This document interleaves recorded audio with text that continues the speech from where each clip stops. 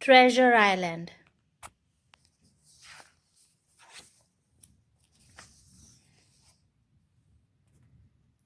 A long time ago, a boy named Jim Hawkins lived and worked at an inn by the sea.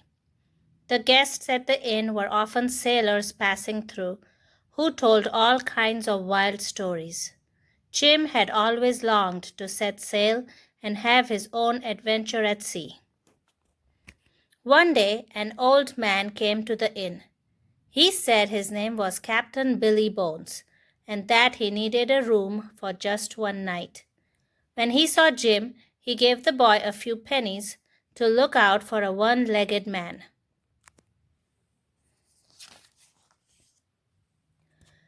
Late that night, Captain Bones called to Jim. When Jim came to his bedside, he pulled out a map.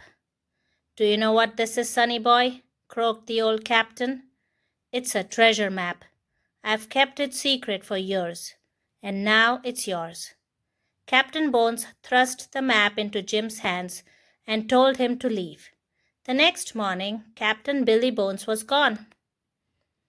Jim had no way to follow the mysterious treasure map on his own, and so he went to Squire Trelawney for help. Trelawney brought Dr. Livesey, and the three of them decided to follow the map and find the treasure.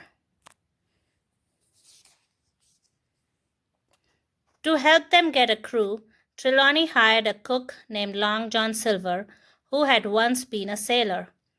"I'll find you the best crew that money can buy," promised Long John Silver. When Jim met Long John Silver, he was surprised to see that Long John Silver had a talking parrot and only one leg, just like the man Captain Billy Bones had warned him to look out for.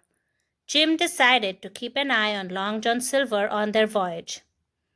Before long, they were ready to set sail.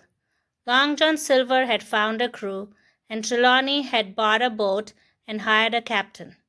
The boat was called the Hispaniola, and its new captain was Captain Smollett. Jim was finally off on his very own adventure.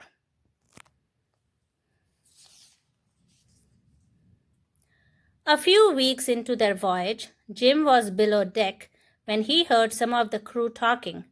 He decided to hide in a barrel and listen. "Arr! Once we reach the island, we'll take this boat from these landlubbers and steal the treasure for ourselves," cried a familiar voice. Jim realized that the voice belonged to Long John Silver and that the crew weren't sailors. They were pirates. The pirates all began to laugh and cheer at Long John Silver's plan. Jim waited a long time for the pirates to go away before he climbed out of the barrel and ran to find Captain Smollett, Trelawney, and Dr. Livesey. He told them all about what he had heard. "Well, now we have the element of surprise," said Captain Smollett wisely. "There are many of them and only 4 of us. We shall wait and see what they do."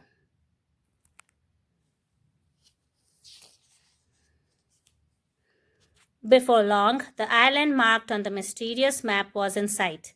"Land ho!" cried Jim. "Me and some mateys will take a boat to shore," said Long John Silver to the captain.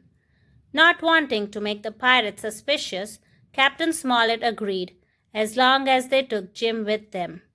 Jim and the pirates rowed a little boat to the island. They all clambered onto the beach and began to explore.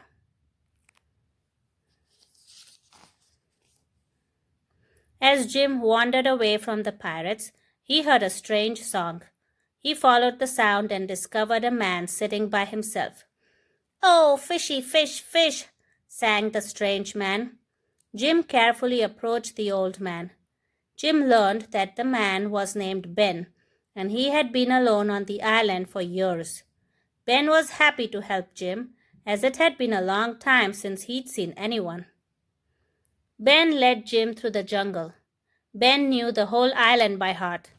They began to hear a lot of shouting, so Ben showed Jim some rocks to hide behind. "They've found the old fort," whispered Ben. Trelawney, Captain Smollett, and Dr. Livesey were hiding in the old fort. They had the treasure map and weren't letting the pirates have it.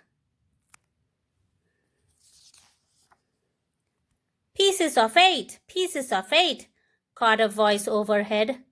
Jim looked up and saw Long John Silver's talking parrot flying out of the fort.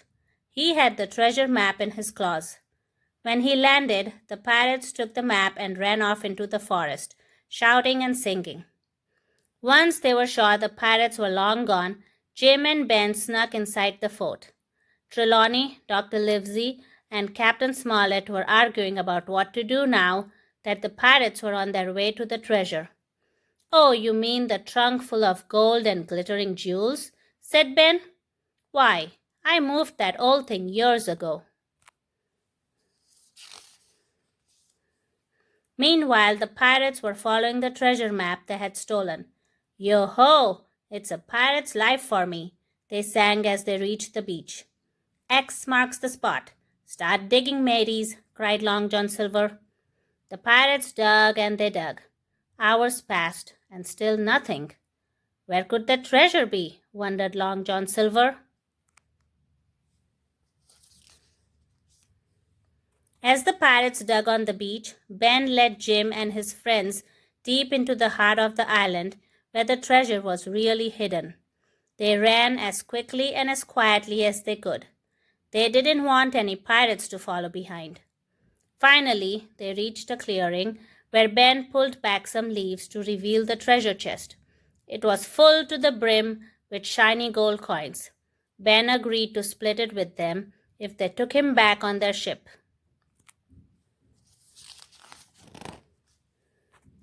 As Jim and his friends carried the heavy treasure chest back to the ship, they heard yelling in the trees. Suddenly, the pirates appeared. They had spotted the treasure chest and were now running toward the beach, waving their swords in the air.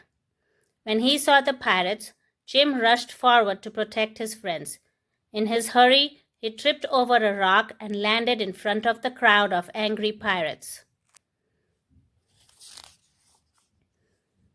"Jim is a good lad," cried Long John Silver, stepping in between the pirates and Jim. "Ye shan't hurt him." The one-legged pirate had saved Jim. Together, they backed away from the pirates. For saving Jim, they let Long John Silver join them on the only boat back to the Hispaniola, along with the treasure chest. Off they rode, leaving the pirates behind. Back aboard the ship, Captain Smollett, Trelawney, Dr. Livesey, Ben, Jim, and Long John Silver looked at the new treasure. There was enough gold in the chest to make them all rich for the rest of their days.